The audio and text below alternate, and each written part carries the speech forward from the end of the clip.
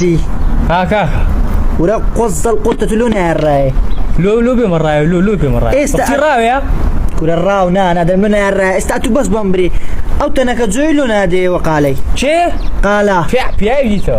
استعتوا تنك زويلون هذه كورا بيا ونيونايتو مو يعني لو أنا هذه أنا هيدا والله إذا ما طاقت يوم نيم باش أتكابرأي شي بديني ويا الحمد لله ها توافي ماري خوات كرديا الحمد لله الخوايا جلتينا عزكي سبو خلق هادوك بزاف تماشاكي ايه او زعتو باو دري روج قيامتي خرق همو بروتي 10 دقري ويا ودرينو ونيا استغفر او زبينا بيش ساوت لروج قيامتي لو روج الرشي بخو خرق زوينيا بخو تزودنيا 10 دقري ويا انا ونيا او زبينا بيش ساوت قال بروتي بيد عيتنا كزوي كديم كاتو لسه بردي ساعتي اوف قال بخوي قوتي رشي بوتوكات ولا بروتي بيت بس ساعت اي ولد خوا اجا ورا او بروتي بيت بريدك تنا كزوم لو روج الرشي زي روتي بيت ما شايفي كره زي باشا كاكا باشا ديدم كاكا بيدو باشتري ادي برام والله هاتو نبي بخوي نايده موتكو بياونيا ديتر لسا كوترانتي لمكر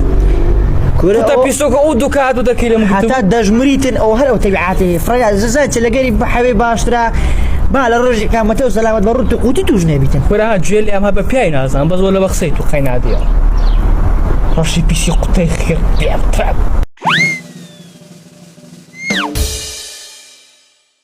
نيتقني حاج قربان يدو تساعدوا السلام عليكم. وعليكم السلام. هذا الشيخ شكوني باش ياكل كل الشيخ موبايلكم كريا تخوان موبايل كريا كل دين هن ربي بيروز بي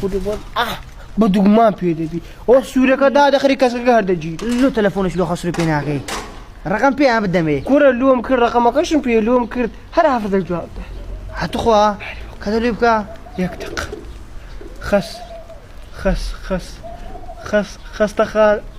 كل خسته خانه كل خس دوجه خس ولا جاء الرقم دكتوري بيما ويدك زين افرض جواب ذاته يعني افرض اقصي كردوا اكا لو يدك ما بدي ساعه قرا عدنا خيسان ويدك لا عندك ايه لو افرض جواب ذاته تكتشيا دار مالك يا تعرف ما فرت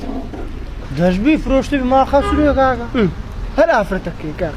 والله ايش لك خويا تكش لك خو دنجي وانا سكن دنجي دريز لا وين يا كاتبينا تقول كيف جانا زايلي ذي كل اخو اديكو هذا دوبل زي دي ام لما جايت ما دوكاس كيداغرا ايه سوره كاس دا دخري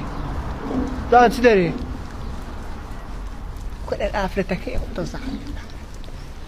كرة افرتي تعارج يقول علي سلامه دي كرة اوهيني اويا شركي سيم كارتك در وحده تيانيه كاكا ناتاني تلفوني بيبك او اجن جواب داتو تخو اويا اني شركي موبايليا والله ما اخو كارت مارت نار انا كارت نار والله ما مروش تلفونك ما تعرف الجواب داتو دنجي قلنا اي عمرو نمين يا والله جناني بعتي قصدي تبعاتني يا جو والله باش قمنا قلت باش نقول مدير موبايل مكري وتاخذ هالبنا وديوار انا اي عمرو نمين يا والله بيدي اخر شر